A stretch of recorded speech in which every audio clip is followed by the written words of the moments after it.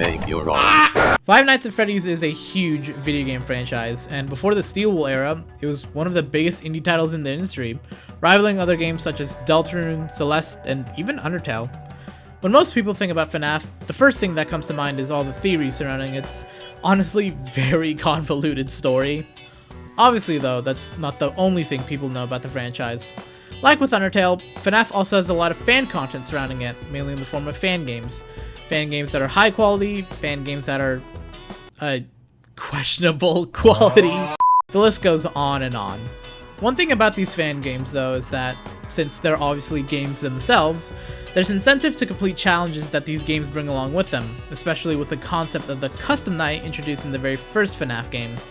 This essentially allows players to put their skills and knowledge to the test when facing against the hardest possible versions of the characters that they faced, and as such, nearly every fan game has adapted this concept in their own ways, allowing for a plethora of challenges for any FNAF fan who's willing to take them head on.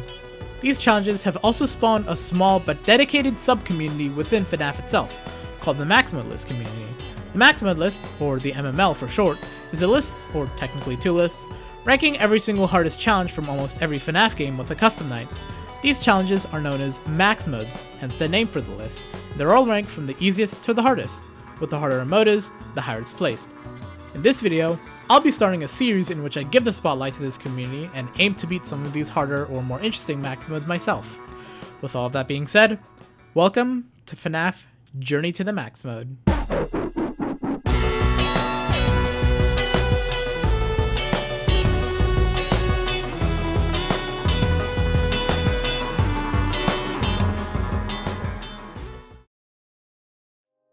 For the first episode, I figured that we'd start things off with a bang. The max mode in question that I'll be attempting to beat is known as Bitcrush 5, which, as of this video, sits around the top 50 on the main list. For those who don't know, Bitcrush 5 is part of the Bitcrush challenges in Lost Location Custom Night, which is an expansion / revamp of the original Lost Location game made by the same developer, Kepler. The Bitcrush modes are ordered from 1 to 5, with 1 obviously being the easiest and 5 being the hardest. There's also the base presets themselves, which I do plan on covering in a separate video. However, for now, I'll just be doing the Bitcrush modes, as they're arguably a simpler and more traditional FNAF experience, at least compared to other max modes and FNAF challenges, despite being harder than the other presets. Now, to start this journey off, I first heard about Bitcrush 5, and Lost Location in general, when Merly posted her completion of it around a year ago by now. Jesus Christ, it's already been that long, what? The game looked pretty interesting to me, however I was sort of taking a break from max modes at the time, and I wasn't as good back then as I am now playing video games and being fast or whatever. Fast forward to the present day, in which I've rekindled my max moding interest and was looking for a mode to possibly do as my next hardest FNAF challenge, seeing as my current one at the time, Puppet Master All Challenges OG Laser Pointer, bit of a mouthful I know, was knocked down quite a bit.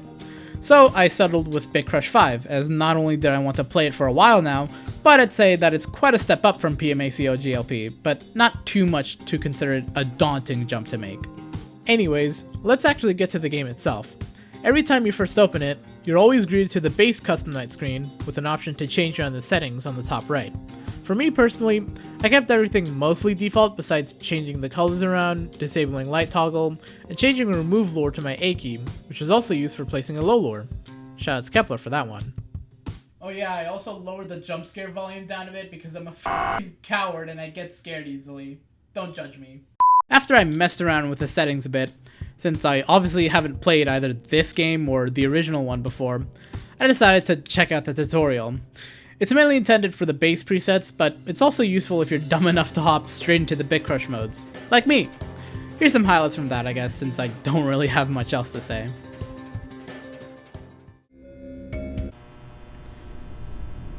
Alright, welcome to the tutorial. This will teach you the absolute basics such as placing audio lures, regenerating power, and how to end the night. You can see how animatronics work by hovering over them in the main menu.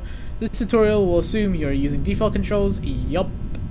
You can quit the tutorial and any other night by pressing escape. Press space to turn on the flashlight. The flashlight can't be used for much, but it can protect against Freddy. Great, now press S or hover your mouse at the bottom to bring up the cameras, then press space again to use the camera lights.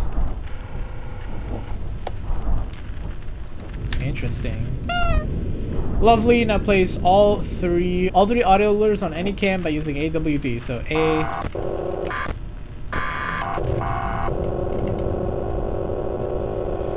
They each have a unique pitch and color. It's a color that can be changed in settings. You can read what they do against animatronics. I use shift to remove audio lures. Yeah, I kind of figured that out. Perfect. However, you may notice that you are losing power. Don't worry, power is renewable. Bringing down the camera and bringing up the power generator by hovering your mouse at the top. Now press the generate button and refill your power to 100. Be aware that you can't generate power whilst an audio alert is active.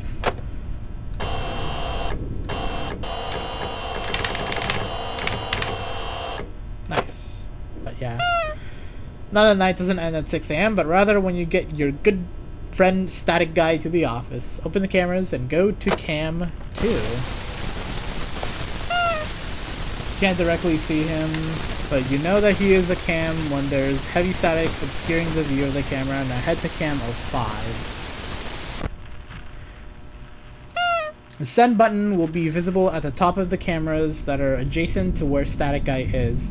I'll teach you how to get him to your office by showing you the quickest route. Hold down the send button to send him to cam 05. The amount of time it takes for Static Guy to move has been heavily reduced for the purposes of this tutorial.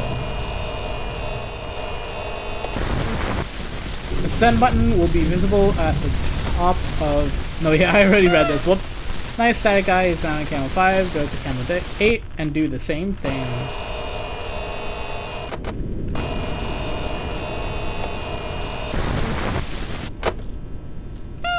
Once Static Guy gets to cam 08 or cam 10, he will take some time fumbling for his keys before he enters the office and ends the night. Do note that you can stop him from entering by starting to send him to a different camera. This is important for the Globetrotter achievement. Interesting. If you accidentally do this, you can hold down the cancel all send buttons to stop him. Yada yada. That's the tutorial. Have fun. Hi. Alright. Maybe I want to do the base max modes now, but I don't know. Bitcrush is more appealing to me right now. Well, I've kept everyone waiting for long enough. It's time to actually talk about my Bitcrush experience. First of all, I think it's important to briefly explain the mechanics of each character to understand what's even going on. There's a simple but very useful guide made by L4Laws on the Bitcrush modes, which I highly recommend checking out and supporting using the link provided in the description below, but if you prefer, you could just stay here and let me explain the mechanics. First on the roster is Freddy.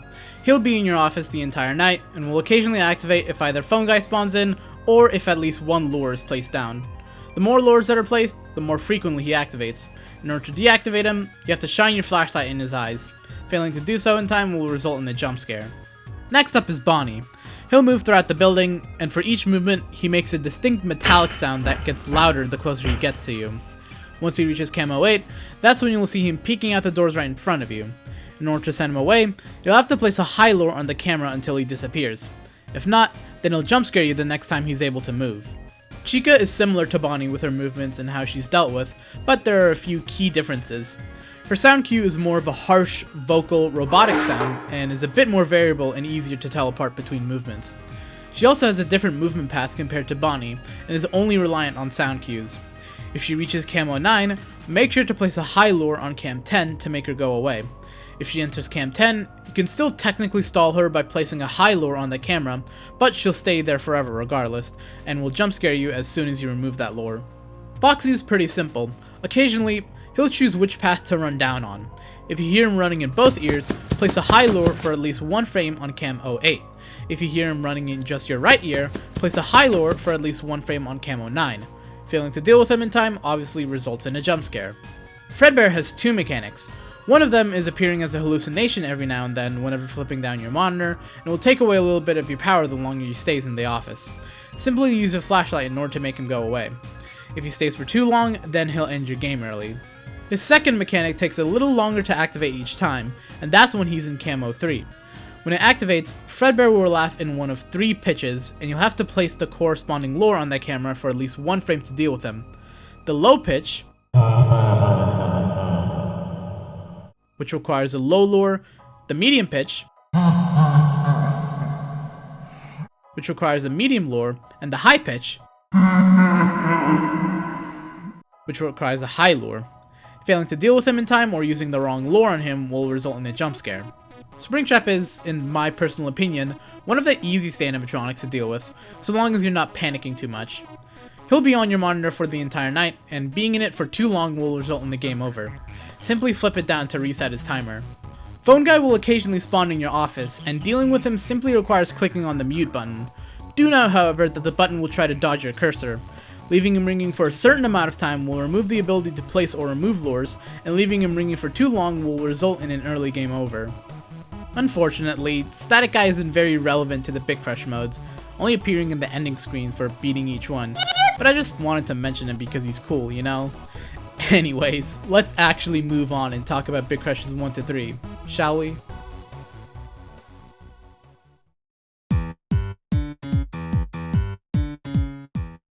Bitcrush 1 wasn't too difficult, as the characters activated or moved very slowly throughout the night.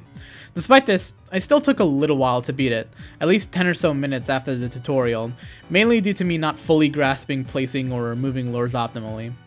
I also dealt with the animatronics as soon as possible, which resulted in a pretty low green run, as they obviously don't reset or deactivate instantly once they're dealt with. Regardless, this does become important later on, as it gets me in the mindset of not lingering unless absolutely necessary. Bitcrush 2 was more or less the same experience, it just took a bit longer, I'd say around 15 to 20 minutes, to complete it. Again, since I was still getting used to the mechanics and whatnot, I'm obviously not going to be the best as soon as I hop on the Lost Location train, especially since I didn't play any of the base modes or presets. As far as I've heard though, the base custom night max mode, the Bit, is around the same difficulty as Bitcrush 2, so I think I was doing pretty good for myself at this point, but that's for you all to judge, I guess. Bitcrush 3 is when things start to ramp up in difficulty quite a bit. This mode took me about an hour and a half to complete, and I've definitely improved in skill because of it, mainly in regards to my speed and control. That being said, I didn't really develop any new strategies for this challenge, since it serves as a bit of a middle ground between 2 and 4, with you more so refining what you've learned from the previous Bitcrush modes, if that makes any sense. Surprisingly, the character I lost to the most was actually Fredbear, as I'd often find myself reacting too quickly to him and end up placing the wrong lure.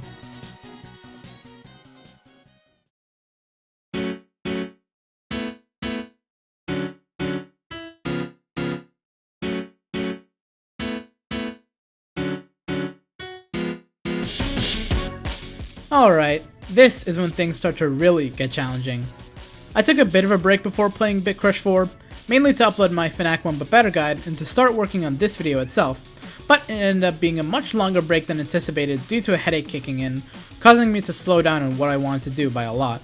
Eventually though, I got back on my feet and finished working on part of this video. My first Bitcrush 4 session was right after a Deltarune being a match in its speedrunning server, Fast Little Boys. Me and a few others stuck around in VC afterwards and just did whatever, which is when I decided to boot up Lost Location again after a few days of inactivity. It was pretty chill, and I somehow almost reached 4 AM within just 30 minutes of first playing the mode. No! No! Tragic. No! Why? Unfortunately, the rest of the session didn't go so well, at least in terms of progress. Regardless, I did still have quite a bit of fun playing Bitcrush 4 with my fellow Deltarune speedrunners in call. The next session is where I would really lock in. At first, I kept dying over and over again around 1 to 2 AM due to Fredbear, and even more so Bonnie. This is what I like to call the Fredbear-Bonnie combo, as I'd usually notice Fredbear activate right before Bonnie moves to Camo 8, and after dealing with the former, I wouldn't have enough time to deal with the latter, resulting in a jump scare. So this is where I'd start to develop somewhat of a strategy for whenever this happens. Basically, whenever I would need to deal with Fredbear, I'd pay close attention to Bonnie's and occasionally Chica's sound cues.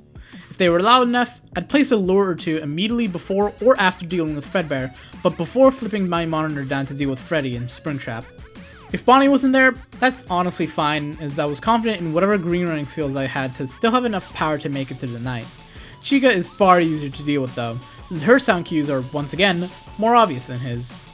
Another, admittedly tinier strategy that I've used more often in Bitcrush 4 is to take advantage of whenever both Chica and Bonnie are about to move into their attack positions. Basically, whenever either animatronic moves into their respective camera, and the other animatronic is about to do so as well, I just act like they're both about to attack me and set high lures for cam 8 and cam 10. In my opinion, this combo is usually ideal so I don't have to worry about dealing with them separately, so if I'm able to use whatever situation I have in order to get rid of both of them, I'm most likely going to take it. With all of that being said, this mode is still very hard and requires quite a bit more speed compared to even Bitcrush 3. Eventually though, after about 3 or so fails past 5 AM and around 2 hours of playtime alone on Bitcrush 4, I finally managed to beat it. As for Bitcrush 5, I think I'll just put some highlights here before the actual breakdown and completion itself, so that everyone can truly experience the chaos this mode brings.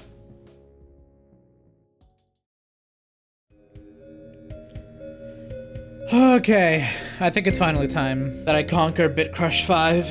I know I've said, like, beforehand that I'm nervous, but, like, I just want this to go well, basically. I know that I've done Bitcrush 4. I don't know, it's been a little bit due to me working on the video and whatnot. Hopefully I can just use this section as, like, highlights for Bitcrush 5 so that I don't have to, like, spend too much time writing out some sort of script and putting that as my finale for Bitcrush 5. I'm still gonna put the full completion in, obviously. Okay. Bitcrush 5. Let's do this. I'm nervous.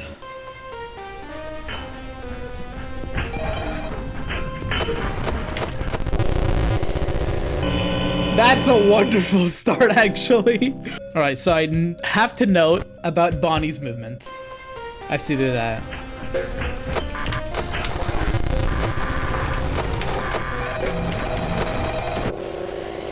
What is happening? Oh my god, oh my god. I have to remember that I that I set my remove or toggle to be off. No, Foxy. Oh my god, this is fast. This is really fast. I just have to be faster.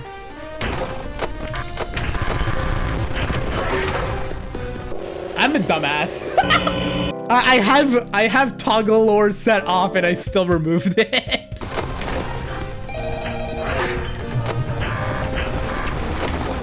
No, Bonnie Fredbear combo. Bonnie Fredbear combo. It's always Bonnie Fredbear combo. I just have to be fast on that.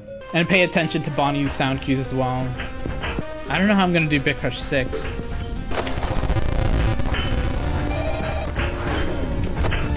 No, why did it take so long to deal with Bonnie? That was like, I think I heard Foxy, and then I was like, oh, I should deal with Foxy and then Bonnie, even though Bonnie is like really fast.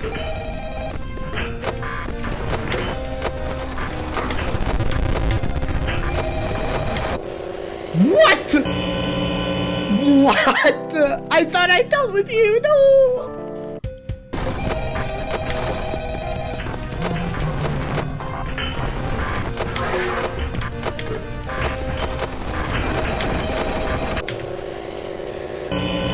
Freddy, why are you all the way over there? I didn't ask you to be there.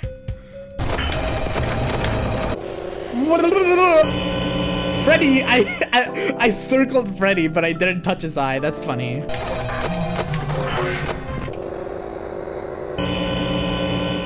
Stop doing the wrong lore. Stop doing the wrong lore. Stop. Stop it. Stop. Please stop. What did I just do there?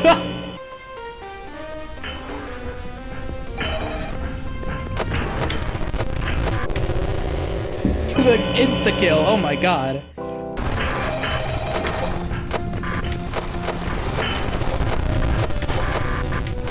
Jesus Christ.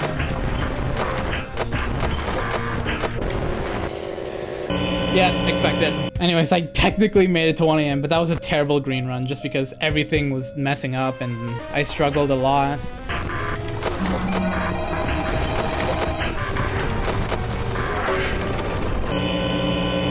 That was a phone guy death. No.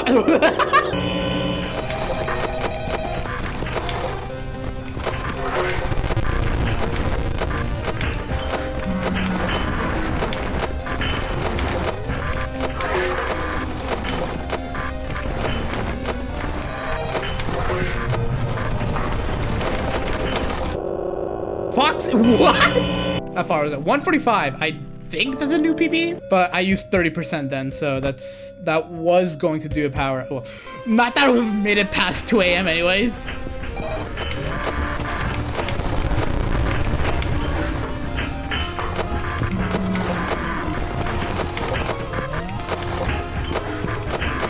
No,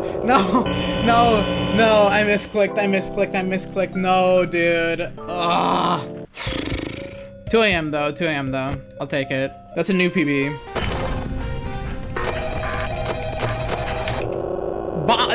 Not body, Foxy. It's a rare Foxy death, but again, misclick. I kind of suck at this, so.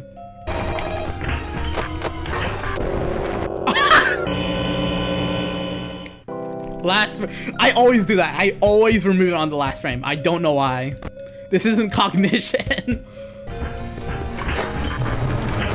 No, come on. How long can I last like this?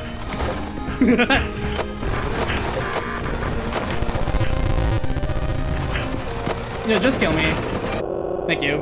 Oh wait, oh well, new PB. Alright, that time I was far less nervous, surprisingly. 43% power at 235 when Chico's in. Not bad.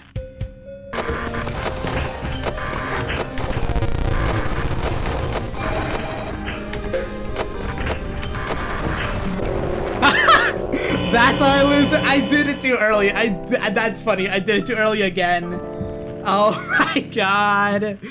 Yeah, I'm getting better though. I'm getting way better. I'm focusing. I'm locking in a lot more. I know what to deal with, and I know how to deal with things. I just don't know how to explain it well.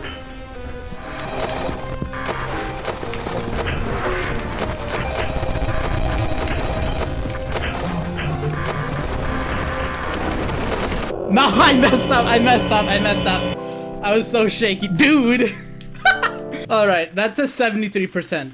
Okay, I don't think I would have made it to 5 a.m. or 6 a.m., sorry. But that's a new PB on the second attempt of the day. Holy crap, I'm getting better. That's good. That's some good progress. That's a huge jump, actually. That's a minute jump.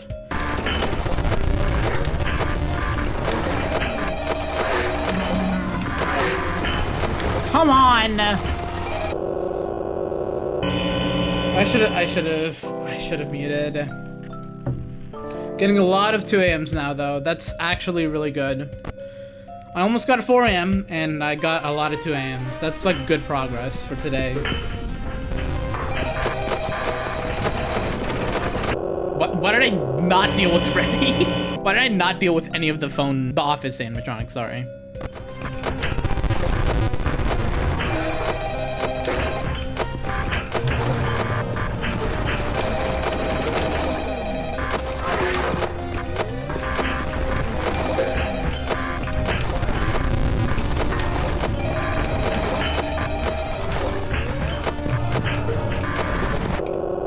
No way. That's how I lose it. That was a much better power run though. That's a much better green run, sorry. Finally, 4 a.m. All this took was one more attempt. Keep gambling, as they say. I'm not gonna post this one. I might include it in the highlights, but we'll see.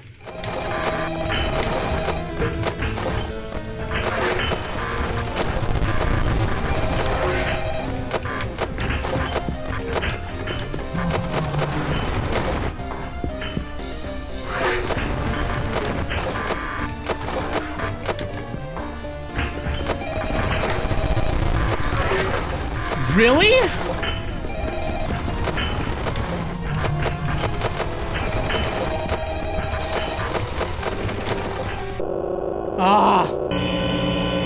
Whatever, new PB, 521. If Sheikah didn't get in, that would have been a win. Oh, dude. That's unfortunate, but not bad. I'm getting less shaky, honestly. I was still shaking, obviously, but let's just do this again. I was getting the hang of things, and then I kind of messed up near the end. Probably should have went for Sheikah first. Hey there.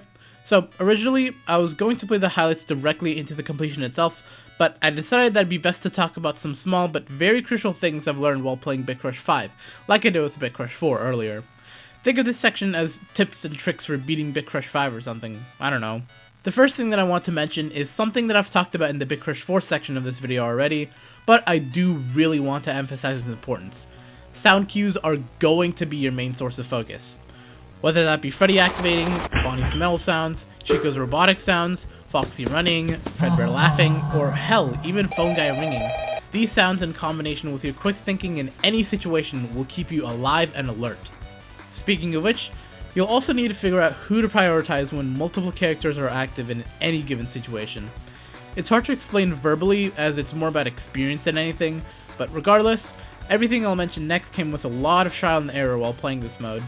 The main two animatronics that you'll be focusing on the most are Bonnie and Chica, as their kill timers are pretty short and they can end your game in mere moments if you're not paying attention to their possible locations. For Bonnie specifically, you'll obviously be getting rid of him by looking at the front doors in your office, but if you're having trouble seeing due to a Fredbear hallucination, or if you're dealing with someone else in the cameras, if you think Bonnie's movements are loud enough, quickly try to place a high lure on his camera before putting everything down and whatnot. Chica is more or less the same, but you're obviously completely reliant on her sound cues. One tiny but very important thing about them is that while she does have a bunch of noises that she can make, they can all simply be classified under two categories: the instant sound cues, which sound like this, and the sliding sound cues, which sound like this. If she plays an instant sound cue, you can tell that she's moved the moment she does so, but if she plays a sliding sound cue, you'll have to react to her a bit more quickly as they're usually longer, and the quote-unquote loudest part of the noise comes a few frames after it actually plays. Foxy and Fredbear take just a tiny bit longer to kill compared to the previous two animatronics, but since this is Bitcrush 5, you'll still want to deal with them as quickly as possible, just not as much as Bonnie or Chica. Besides Springtrap, they're pretty straightforward to deal with, just don't be like me and accidentally place the wrong lure on Fredbear's camera over and over again. Last, and I guess technically least, we have Freddy and Phone Guy. For me personally, unless they activate pretty early on before any of the others are about to kill me, I usually try to deal with them last, as you'll know when they're about to get you, or more importantly, how close you are before Phone Guy disables your lures. That being said, it's important that you know how to aim and flick decently well, since Phone Guy will obviously dodge your cursor a lot, and you'll be more focused on clicking the camera buttons rather than keeping track of Freddy every time you flip down your monitor. So, now all of that is said and done, I finally present to you my completion of Bitcrush 5. I hope you all enjoy it.